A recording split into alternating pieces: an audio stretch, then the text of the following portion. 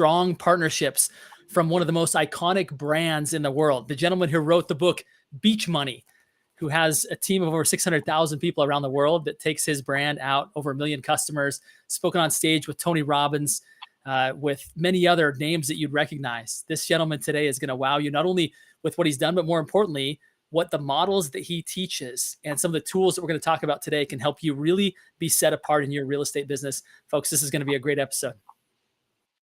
The big question is this: how do those of us in the real estate industry with crazy amounts of ambition, how do we think bigger than the building of our own empires? How do we simultaneously seek success and significance, income and impact? My name is Justin Stoddard, and this is the Think Bigger Real Estate Show. All right, you guys, welcome back to today's episode. Very excited to welcome to the show Jordan Adler, author of Beach Money. Jordan, thank you for coming on the show today, my friend. It's my honor, Justin. Great to be here. Thank you. You know what, folks, I want to tell you a quick story. Jordan and I had a quick interaction, was extremely impressed with him and the brand that he's created, of course. Within a few days of meeting him, I receive in the mail this book called The Bucket List. This is no small book, folks. This is like a significant book and a journal to start to document some of my wife and my family and my biggest dreams. And it's just been so impactful for us. It came with an entire map.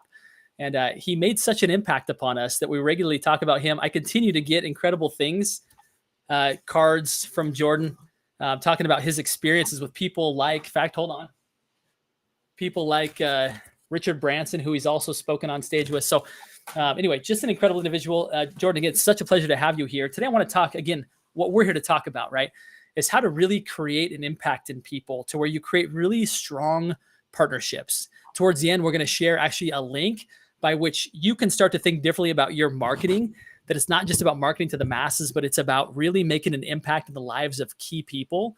And you've done that with me. And I'm eager to continue to learn from you as to how you've done things like that to create real beach money. So before we get into that, talk to me about how this concept of Beach Money, right? Which now you've written a book, you've written a follow-up to that. How did this all begin? How did you start to realize that maybe working and trading time for money wasn't how you wanted to go about doing it? Yeah, that's a great question. You know, I actually picked up a book at a garage sale when I was in my early 20s. I grew up in a lower middle income family in the south suburbs of Chicago. And I did not have any entrepreneurs around me, but I picked up this book at this garage sale called The 10 Napkin Presentations. The book is out of print. It's a very outdated book, but it's got some very simple principles in it. It taught me the concept of residual income and leverage, those two things that I'd never been introduced to before. And it opened my mind to some new ideas that were exciting to me. The idea of being able to create an income stream. And it doesn't matter what profession you choose. If you're aligned with something that throws off passive income, you can then design your life the way you want it to be. You can live where you want to live. You can work how you want to work. You can hang out with the people you want to hang out with. So when I read the book, I got excited about it. And it took me actually 13 years before I finally tapped into something for me that was a good fit that would throw off that passive income. But I never gave up on that. You know, it's like I had jobs. I worked jobs for my first 17 years in business, but I also was starting little businesses along the way, trying different things. And finally in my 12th, after 11 failures, my 12th run was a hit. And I've been a self-employed entrepreneur now for over, close to 30 years. You know, Jordan, I think that's inspiring for everybody to hear, right? The audience that I best serve is the real estate agent audience. Many of them get into real estate because there's a higher opportunity to create income, right? Yeah. And there's obviously the promise of passive income as they start investing in real estate. And so I think you're speaking to the right audience when it comes to people who want to think bigger than just what a job can provide. Yeah. And they want to actually create long-term wealth by creating assets that give them income even when they're not working. So everything You're speaking here is really resonating with us. Interesting to hear also that you didn't hit it out of the park like your first go around, right? I think there's agents right now, maybe who are new to the industry or maybe their first or second downturn. They're thinking like, maybe this is it. Maybe I just need to like run for safety, right? As opposed to continue to pursue my dreams. Let's dig into that a little bit, because obviously there were times when you were starting businesses on the side here and there. I'm sure there was self-doubt that creeped in. I'm sure even today, right? Even somebody who's achieved kind of the levels that you have, self-doubt is a common human ailment. what advice can you give to those that are maybe in the real estate industry right now that are thinking like, man, it's tough right now. I'm not sure like how to continue on at a high level. Yeah. Well, the first thing is realize that just like you said, Justin, everybody has doubt. That's a human condition. And we go through periods of doubt, and we go through periods of excitement and belief and drive and all that. We go back and forth. It's like it never really settles in one place. It's like we're always going through that place of doubt. I actually made a conscious shift that allowed me to work through the challenges that I was having to get to the other side of it. And the shift was, don't quit on a bad day, because everybody quits too soon. Everybody quits on a bad day. And what I found is the problem that I had is every time I get started in an entrepreneurial opportunity, an entrepreneurial launch, I would have 2 or 3 months where I would, have some setbacks, and then I would have a real discouraging thing that would happen, or somebody would say the wrong thing at the wrong time, and I would quit. And I did that every single year for 10 years, 11 different opportunities. My 12th company, I made a decision, and it came from nobody's ever succeeded by quitting. And you'll never read a book called How to Quit Your Way to Success. And one day I just made a declaration that I'm not going to quit on a bad day. And after 3 years with my 12th opportunity, I was making $180 a month. But I did, and I had 2 major setbacks that I would have been perfectly justified in quitting, but I didn't. And I went on to make $8 million with that opportunity. That was a 13-year run. And then that opportunity, because of a change in technology, went away. I had lots of equity in homes, and I had lots of savings, so I wasn't in trouble, but I had to figure out what's my next move. Like, what am I going to do next? Like, one of the things that you want to do is, especially if you're in real estate, you're trading time for money. Every time you sell a home, you're unemployed. So you want to always be looking for, like, what am I going to do with the money that I make that's going to provide me with a long-term strategy for passive income, for residual income, like you mentioned, Justin, whether that be investing in real estate or something else, but something that is going to throw off a long-term revenue stream that will allow you to have an exit at some point. Because there's going to be a point at somewhere in your career where you're not going to be able to work. What happens if you can't work 5 years from now for some reason? Maybe you have a close relative that has a medical issue that you've got to just like tend to for some, whatever it is. It could be anything. It could be for whatever reason, a loss of your income, a loss of your opportunity at that moment. You want to prepare for that. So, yeah. Anyway, we could talk about that for a long time. Well, that's great insight, because I do believe that is one of the limiting factors of the real estate industry, which has an incredible upside if done right. But the downside is the last sign that you take out of the ground when that last home closes, the income turns off in most all cases. Right now, hopefully, agents have done a good job of saving, preparing, even building a passive income stream from real estate, which would be ideal, but many haven't, right? Many haven't. And the question becomes, what should I do to where that isn't me, right? If you're late in your career, I think there's still time. There's always opportunity, right? But for those that are younger in their career, you actually have time to prevent it, because all too many live at the edge of their income and they spend what they make, and yet they forget the fact that they're actually earning not just for today, but for tomorrow, and for the tomorrows where maybe you don't want to or can't work. And I think your wisdom there of how do you build multiple revenue streams, right, that allow you to really prevent against that and prevent against having to work when you don't want to work anymore, right? And as simple as it is, Justin, one mistake I made on my first run, I made $8 million, $4 million of it I paid in taxes. The other $4 million, I lived off of that. But then I had opportunities that would come up. When you start making a little bit of money, everybody, first of all, you think you're smart because you're making money, and you think you're smart and you're not. You just learned how to make money in a particular area. The second thing that happens is everybody that has an opportunity or an idea comes to you for money. And so I thought, I'm making all this money. I'm going to be an investor. I'm going to be like Shark Tank. And so I started investing in opportunities that came my way, friends that had business ideas, limited partnerships, movie deals, a restaurant, a nightclub in Hawaii, all these different things. And I started throwing 40,000 in, 100,000 in, 150,000 in. And I took the money that I made that I had that was discretionary income, and I ultimately, what ended up happening is I lost almost all of it. there was the one piece of advice that I should have followed that I didn't follow the first run around. I do it now. Is that no matter how much money you're making, whether you're making $1,000 a month, $10,000 a month, $100,000 a month, $1 million a month, take 10% of your income and put it somewhere and don't touch it. Don't look at it no matter what. And what you'll do is 5 years, 10 years, 15 years, 20 years from now, you'll have this money that's sitting there that can help you through the downtimes, because we all go, our lives go through seasons, our businesses go through seasons. But that was one thing I didn't do the first time around. The second time around, now I've done that, and it makes a massive difference. It's a level of security, and also that money ultimately can become your launching pad for a new passive income stream. That's beautiful. It's such wisdom, right? We read these things, and sometimes it takes life's tough experiences, right? Kind of life of hard knocks that to really sink in, right? I think we've all experienced that. I knew I should be doing that, but I didn't do it. Yeah. Well, I think your point is valid. Is that, and oftentimes the market leads us to believe, especially in real estate, the market leads us to believe that we're really, really good. Yeah. And sometimes it's just the market. All of a sudden, there's a market shift, and then we realize who can really become good at that point. Who can navigate. So, yeah, such great advice. I'd like to talk a little bit about this concept of going from marketing to the masses to really building key partnerships. I know that's one of the promises of our episode today, right? And I feel that you have positioned yourself with people like Richard Branson, right? With people that not everybody gets a chance to rub shoulders with him, and even be in line to be one of the first people that travels into outer space using, right, kind of that relationship. Like, there's just some amazing things that you have access to.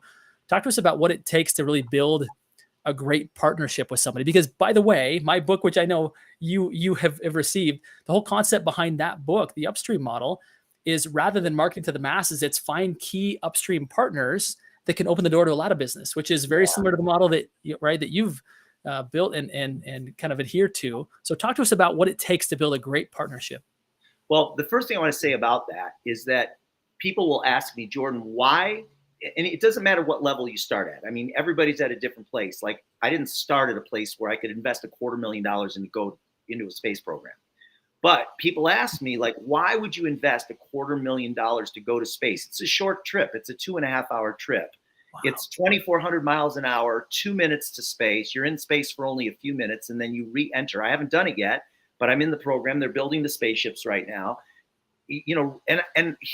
And you re-enter and you glide back down to the spaceport, and it gives you a chance to experience weightlessness, see the curve of the Earth if you're not a flat earther, see the just really be able to experience something that only less than 1,000 people in the history of the world have ever experienced, in the history of our world have ever experienced. And people ask me, like, why would you invest $250,000 in that? And what I saw when I did it was not that I was investing in the space program, although that's a big part of it, because that was part of my dream, was to be an astronaut. I mean, I thought that was really cool. And from the time I was a little boy, I'm an aviator. I love to fly. And at the same time, I thought $250,000 is a small amount to get access to one of the most iconic billionaires in the world. What could I learn from him?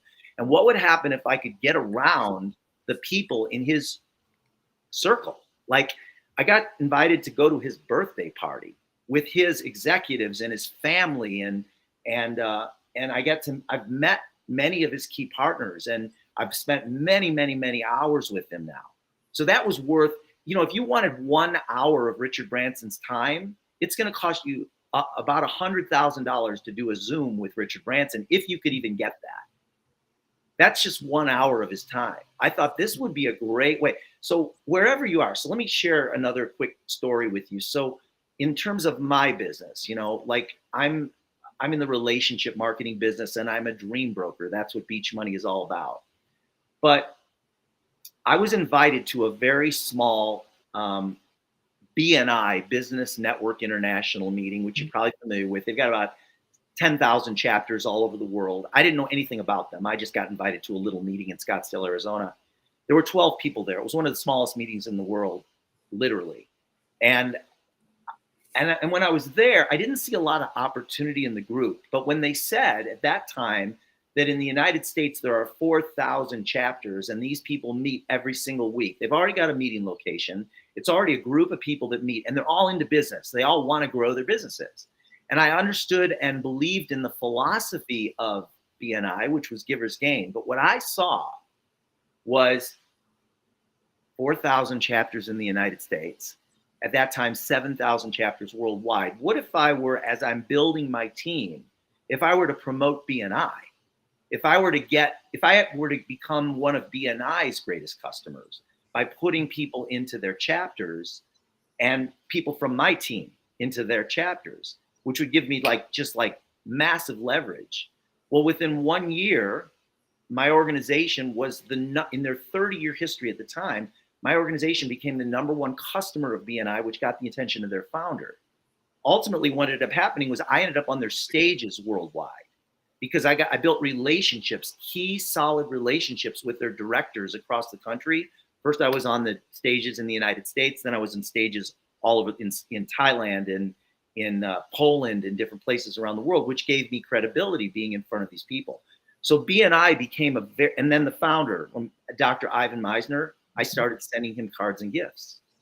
And we became close friends. And then I found out that Ivan is also part of Richard Branson's Virgin Galactic Civilian Space Program. So we went to Necker Island. He's this guy's like one of the most iconic, successful entrepreneurs in the world. And I spent a week with him and his wife on Necker Island with Richard Branson.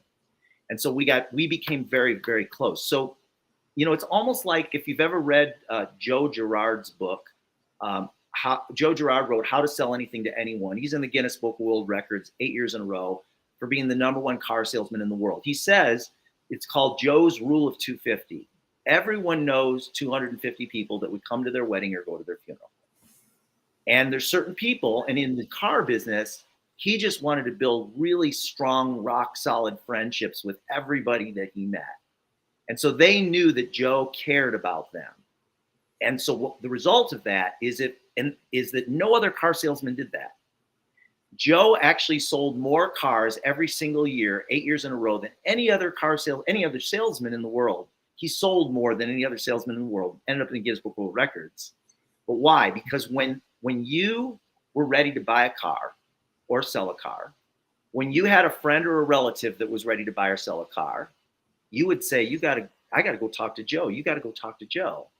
Every single day Joe would go into work at his little car dealership in Detroit. There would be a line of people waiting for the doors to unlock to come in and buy a car from him, not be sold a car. They were ready to buy because they knew that Joe was going to give them a good deal and that Joe was going to treat them respectfully. And so that's how he did it. So I learned that early on, and I thought, you know what? I need to build a solid Rolodex. Harvey Mackay says, if you want to predict the future of someone's income, look at the size of their Rolodex. And it's the relationships in your Rolodex. And today, Justin, I'm assuming you know what a Rolodex is, but you're one of the younger guys, right? I do. But most people believe at under 40, they don't know what a Rolodex is. You'll find it at the thrift store or at the secondhand store. But, it's the thing that you put your business cards in, right? That we don't have business cards so much anymore, but those spools that you put your business cards in, build a big Rolodex and make sure that everyone in your Rolodex knows how much you appreciate them. Not just like, yeah, I appreciate them, but intentionally, what are you going to do to stand out from everyone else and make them want to come and do business with you versus with somebody else? Because they know you care and they know you're going to treat them right. Such a powerful principle, folks, when it comes to, again, if you want to get ahead, right? We've talked about a couple principles already. One is find a way to get paid when you're not working for it anymore, right? Yeah. Second one is build great partnerships that can open up big doors for you. It's the essence of the upstream model, and it's the essence of beach money, right? Of creating key partnerships. Let's talk a little bit. We just have a few minutes left. I'd love to chat a little bit about some of the ways in which you do that. I'll just share a couple examples. Keep in mind that there is never been a time where people are receiving more digital communication, whether it be through DMs, whether it be through text messages, whether it be through emails. I open my inbox in the mornings and it's a zoo, right? And I have to really quickly try and tame that zoo, but it's amazing how much digital information is in there. And then just last night or maybe the night before, I open up my physical mailbox, right? Which normally I sort over my garbage can. I'm getting rid of stuff because there's nothing but bills. I'll hold on to, everything else goes. And there's something in there that catches my attention. And it's a personal note to me. And I open it and it's a card from Jordan. And inside it tells a story of when he was a kid living in south suburbs of Chicago, had a dream and painted, he and his girlfriend painted his bedroom on the inside, this mountain scene. And then he goes on to tell about how now he gets to drive up to his beautiful mountain home and how you're right convinced that those two are directly correlated, that the No vision that doubt. he had as a young boy. And I'll tell you what, I can't throw that away. That inspires me, right? Talk about standing out in a crowded marketplace, in a crowded world. Like, it's just such an interesting way. I'm not saying you should go away from digital communication, because we do live in that era. But if you want to have an impact on key strategic partnerships, if you want to have, like, actually deepen relationships beyond what anybody else is doing, actually take the time to have a note written, right? To send a card. And that's actually how Jordan and I met, is through a platform that he uses. Many of you are familiar with it. It's called Send Out Cards. And many have used it in a very common way. Jordan uses it in a very uncommon way. Hence, the gifts that he sent me are exactly that, right? They're from that platform. And the amazing thing is I thought about this as I received these things from real estate agents, and contemplated the way in which I teach real estate agents to grow, which is through key strategic partnerships. Obviously, you wouldn't send this to everybody in your database every month, but there are key people who need to remember you. And there's a really interesting way. Jordan, I want to have you talk about it again. We only have about 3 minutes. So if you just share kind of your insight on this type of marketing. While you're doing that, I'm going to put a link in the bottom. If anybody wants to send out a free card or wants to learn more, I'm going to put my link down there. Feel free to click on it. Or if you want to have a conversation with me about how this fits into your marketing plan, I'd be more than happy to have that conversation, because I do believe that there is a place for actually real mail that people open, receive, and hold on to. So tell us really quickly kind of your perspective on this type of marketing, Jordan. Absolutely. It's like Justin said, there's so much marketing noise out there today. Everybody's getting bombarded with thousands and thousands of marketing messages every day. But when you go to somebody's mailbox, when you hit somebody's mailbox, and if it's personal, as soon as it has a logo on it, as soon as it's a sales pitch, it goes into the trash. Yeah. But we have an app. It's a technology that I started using about 18 years ago, long before smartphones and before apps and before even high-speed internet and social media. I started using it from a computer, but then eventually, of course, it went to the smartphone in your hand, where I can send a card and a gift in the mail, in the postal system, with a click of a button, with a personal message and pictures from social media in the mail. It hits their mailbox with a gift, a $5 Starbucks card or a box of brownies, or something that's going to leave a lasting impression, a gift like one of the gifts I sent to Justin, where you can send, motivational stuff, you can send encouragement, you can send bereavement, whatever you want, in a matter of a couple of minutes, like literally 2 minutes from your phone. I got excited about that 18 years ago, to be able to use that because of my philosophy about the way business should be done. And I've been using it ever since, and I promote it today, and I love it. And it's we've sent out almost 300 million cards since we've started, and there's just, we're the largest customer of the U.S. Post Office. But it gives you a way to really cut through all the noise and really make a meaningful impact on the people that are in your Rolodex. When I get a card with a picture of my family's face on it, it's amazing what that does for me. I'm immediately indebted to the person who sent it, right? Yeah. And just yesterday, I sent, it was my sister's birthday. Keep in mind, I haven't given her a birthday present. We call each other every birthday, but I've never given her a present. She's always given me one. She's like superhuman. She has 4 little boys. I don't know how she does it. But I said, hey, have you checked your mailbox? And she sent me a text this morning. I hadn't checked it yet. This is so sweet of you. In part because she's never gotten a gift from me. Like, shame on me. But finally, I have a tool that allows me to easily go in. I grabbed a couple pictures of us from our childhood, funny pictures, put them on a card, told her how much I loved her, how much I appreciated her, with some brownies. It didn't take me long. And all of a sudden now, the feeling that I get on the inside, even if she never got it, the feeling I got when I sent, or that I got when I sent it, would have been worth it. And then she knows now on the other end, like, how much I love her. Things that I've always felt, but I haven't been good at expressing. And anyway, we're out of time, my friend. Let me ask this one last question of you. What do you do to continue to be a big thinker? What is it you do to continue to expand your possibilities? The best thing that you can do to continue to be a big thinker is to be around big thinkers. So, and sometimes it's uncomfortable. So what I do is I put myself in situations where I'm going to be around people that are better than me. If you want to get good at ping pong, get around ping pong players that are better than you. If you want to get good at tennis, or if you want to become a great skydiver, whatever it is for you, you want to be around people that are experts at that are really good at it, that will stretch you. So that's what I do. And that's good. Yeah. Hence, you were willing to cut a big check, right, to be on Necker Island, to be there with, with an incredible network. And sometimes that's what it takes. And other times it's just showing up in very meaningful, impactful ways. Jordan, you're such a big thinker. Thank you for taking the time to come on here and pour into us and show us what it looks like to create beach money, to create powerful partnerships, and what it looks like to actually create a real impact in people's lives. I'm indebted to you, my friend. Thank you so much. Such a pleasure. My pleasure. And to everybody listening here today, my final request is this: go think bigger. Jordan, thanks for helping us to do that, my friend. Thank you. Be honest, hearing good ideas is not enough. You have to apply them in order to get the results desired. If you found value in today's episode, then you're really going to love the community of big thinkers and high achievers that we are building in order to help you to apply the principles taught today. If you're not yet a member of Think Bigger Real Estate on Facebook, go sign up now.